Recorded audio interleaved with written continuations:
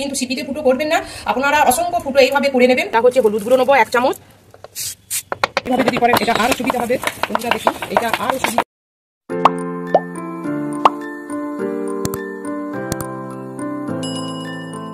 নমস্কার বন্ধুরা, আমার সবুজ বিলা ইউটিউব চ্যানেলে সকল প্রিয় বন্ধুদের জানাই অনেক অনেক শুভেচ্ছা স্বাগত। আশা করি আপনারা যেখান থেকে আমার ভিডিওটি দেখছেন নিশ্চয়ই সকলে ভালো এবং সুস্থ আছেন। বন্ধুরা আজকে আমি আপনাদের কাছে একটা অসাধারণ ভিডিও নিয়ে চলে এসেছি। ভিডিওটি আশা করি আপনাদের খুব ভালো লাগবে, উপকারে লাগবে। বন্ধুরা দেখুন, বর্ষাকালে বৃষ্টি জল পেয়ে যেমন গাছ সবুজ থাকে, হেলদি থাকে, সতেজ থাকে, তেমনি নানা রকম পোকামাকড়ে উৎপাতও হয়। আমরা তো কি করি, একটা গাছ ছাদ বাগানে লাগাতে তো প্রচুর গাছ হয়ে যায়, এমন নেশা হয়ে যায়।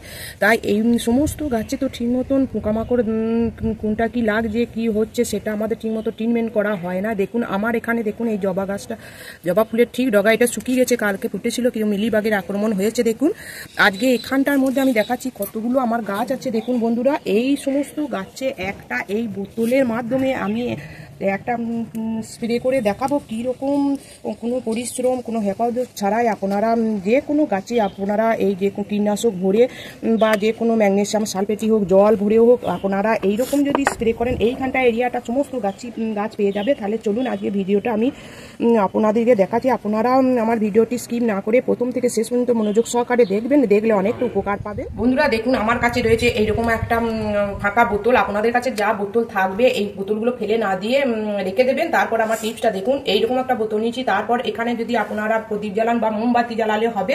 তারপর এইরকম একটা সরু ছুঁচ নেবেন, ছুঁচ নিয়ে এটাকে তাতিয়ে নেবেন।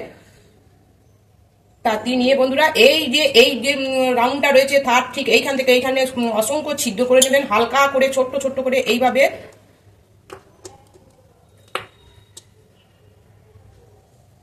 আপনারা চাইলে গ্যাসের মাধ্যমেও গ্যাস যে রান্না করেন সেই গ্যাসেতেও আপনারা এইভাবে ছুঁচ গরম করেও আপনারা করতে পারেন।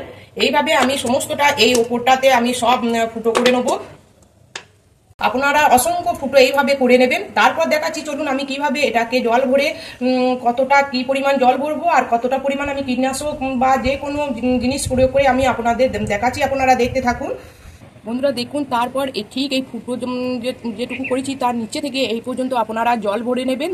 এটা সম্পূর্ণটা 1 লিটার জল হবে। এই জলটা ভরে নেবেন, ভরে নিয়ে এইখানে আমি কিছুটা দেবো ম্যাগনেসিয়াম সালফেট আমি দেবো। এটা স্প্রে করব এই এতগুলো গাছের একসঙ্গে আমি স্প্রে করব, ইনডোর প্ল্যান্ট গাছগুলো।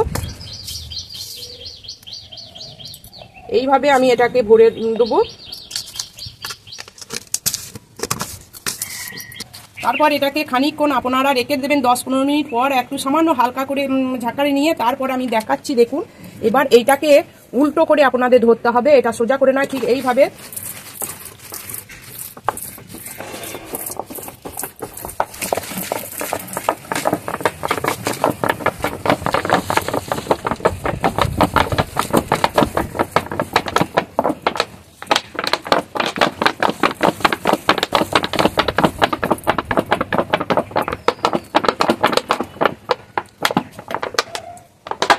আমি যে কীটনাশকটা তৈরি করব সেটা হচ্ছে হলুদ গুঁড়ো নেবো 1 চামচ। তারপর নেবো এখানে লঙ্কার গুঁড়ো আছে 1 চামচ নেবো।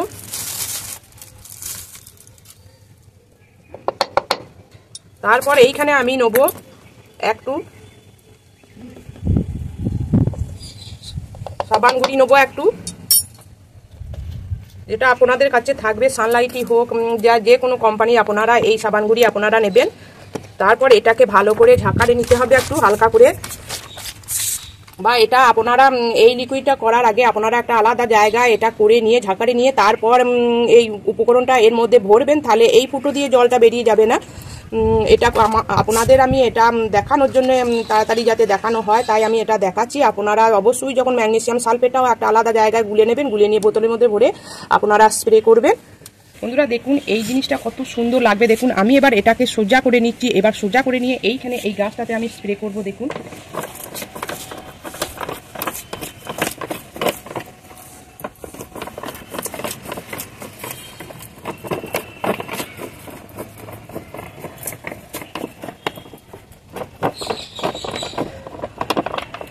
এবার এইটাকে এইভাবে যদি করেন এটা আরো সুবিধা হবে। বন্ধুরা দেখুন এটা আরো সুবিধা।